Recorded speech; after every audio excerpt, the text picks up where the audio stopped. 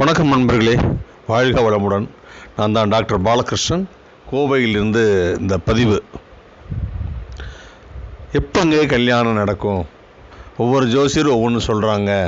எங்களுக்கு வாழ்க்கையே வெறுத்து போச்சு, எப்போங்க கல்யாணம் நடக்கும்? நாங்களும் பார்த்து பார்த்து அழுத்து போயிட்டோம்ங்க. என்ன பண்ணுறது? இப்படி சடைஞ்சு போய் கேள்விகள்லாம் கேட்பாங்க. அவங்களுக்கு நான் சொல்கிற பதில், நான் அஷ்டவர்க்கம் அப்படிங்கிற ஒரு கணித முறை தான் நான் ஃபாலோ பண்ணுவேன். அதிகபட்சமாக அதை தான் நான் ஃபாலோ பண்ணுறேன்.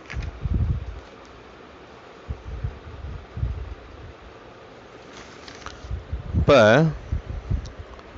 அஷ்டவர்க்கத்தில் சோத்திய பிண்டம் அப்படின்னு ஒரு கால்குலேஷன்ஸ் இருக்குது. சோத்திய பிண்டம் நல்லா ஞாபகம் வச்சுக்கோங்க. சுக்கிரனோட சோத்திய பிண்டம் இருக்குது, ஒன்று வச்சுக்கோங்க. அடுத்ததாக உங்கள் ஹாரோஸ்கோப்பில் சுக்கிரன் எங்கே இருக்கோ அதுக்கு பின்னாஷ்ட வர்க்கத்தில் சுக்கிரன் உங்கள் ஹாரோஸ்கோப்பில் சுக்கிரன் எங்கே இருக்காரோ அதுக்கு 7ஆம் இடத்துல உள்ள பாயிண்ட்ஸ் பரல்களால் பெருக்கணும். பெருக்கிட்டு என்ன பண்ணுறீங்க? பெருக்கி வந்த தொகை 27ஆல் வகுக்கணும். வகுத்து வர்றதில் ஈவு போக மீதி வரும்ல, அந்த நட்சத்திரத்தில் அஸ்வினி நட்சத்திரத்திலேருந்து எண்ணிட்டு வரணும். உதாரணமாக 9 ஈவி 9 வைங்க. அஸ்வினிலேருந்து 9 பார்த்திங்கன்னா ஆயில்யம், புரட்டம், உங்களுக்கு பார்த்திங்கன்னா புனர்பூசம், பூசம், ஆயில்யம் 9ஆவது நட்சத்திரம்.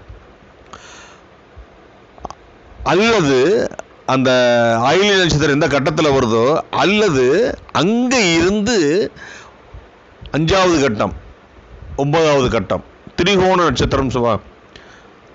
அல்லது அதன் திரிகோண நட்சத்திரத்தில் குரு கோச்சாரத்தில் சஞ்சரிக்கும் நாளில் திருமணம் நடைபெறும். கோச்சாரம்னா என்ன? டிரான்சிட். இன்னைக்கு பிளானட் எந்த இடத்துலன்னு பார்த்தீங்கன்னா தெரியும், நம்ம சாஃப்ட்வேரில் போட்டிங்கன்னா அதான் கோச்சாரம் சொல்லுவாங்க. அந்த இடத்துல குரு சஞ்சரிக்கும் போது திருமணம் நடைபெறும் சொல்கிறாங்க. திருமணம் நடைபெறும் மாதத்தை எப்படிங்க கண்டுபிடிக்கிறது? சுக்கிரனோட சோத்திய பிண்டத்தோட சுக்கிரனோட அஷ்டவர்க்கத்தில் சூரியன் என்ற இடத்திற்கு 7ஆம் இடத்தில் உள்ள பரல்கள், அதாவது சுக்கிரனோட சோத்திய பிண்டத்தோட சுக்கிரனோட அஷ்டக வர்க்கத்தில் சூரியன் என்ற இடத்திலிருந்து 7ஆம் இடத்தில் உள்ள பரல்களை பெருக்கி வந்த தொகையை 27ஆல் வகுக்க ஈவு போக மீதி ஒரு 5ன்னு வைங்க. மேசத்துலேருந்து என்னன்னீங்கன்னா 5 சிம்மம் வரும். அல்லது அதற்கு திரிகோண ராசி சிம்மத்திலிருந்து 5 அல்லது 9ஆவது ராசியில் சூரியன் சஞ்சரிக்கும் நாளில் திருமணம் நடக்குங்கிறாங்க. இதுக்கு பார்த்தீங்கன்னா ஜாதகரோட நல்ல தசா புத்தி நடந்துட்டு இருந்ததுன்னா அந்த சொன்ன நாளில் சொன்ன டேட்டில் உங்களுக்கு திருமணம் நடக்கும். இந்த 2 கால்குலேஷன் சொல்லியிருக்கேன்.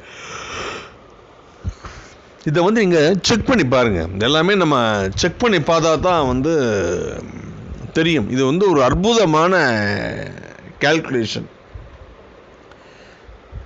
அஷ்டக வர்க்கங்கிறது ஒரு அற்புதமான கணித முறை. ஜாதகரின் வாழ்க்கையில் முக்கிய நிகழ்ச்சிகள் நடைபெற்ற காலம்.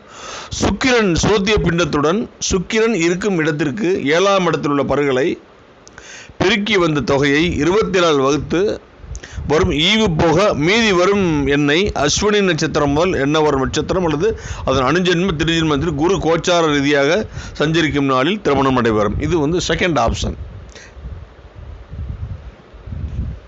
சுக்கிரனோட சோத்திய பிண்டத்தோட சுக்கிரன் இருக்கும் இடத்திற்கு 7ஆம் இடத்தில் உள்ள பரல்களை பெருக்கி வந்த தொகையை 27ஆல் வகுத்து ஈவு போக மீதி வரும் எண்ணை அஸ்வினி நட்சத்திரம் என்ன வரும் நட்சத்திரம் அல்லது அதனுடைய அணுஜென்மம் திருஜென்ம நட்சத்திரத்தில் குரு கோச்சார ரீதியாக சஞ்சரிக்கும் காலம் திருமணம் நடைபெறும் அப்படின்னு சொல்கிறாங்க. இந்த 2 கால்குலேஷன் இதை செக் பண்ணி பார்த்தீங்கன்னா உங்களுக்கு உண்மைகள் விளங்க வரும்.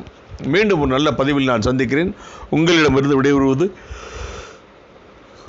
உங்கள் அன்பு நண்பன் டாக்டர் பாலகிருஷ்ணன், கோவையிலிருந்து. உங்களுக்கு ஜோதிடம் சம்பந்தமான ஆலோசனை வேணும்னா 9952615649 நீங்கள் தொடர்பு கொள்ளலாம். நன்றி, வணக்கம்.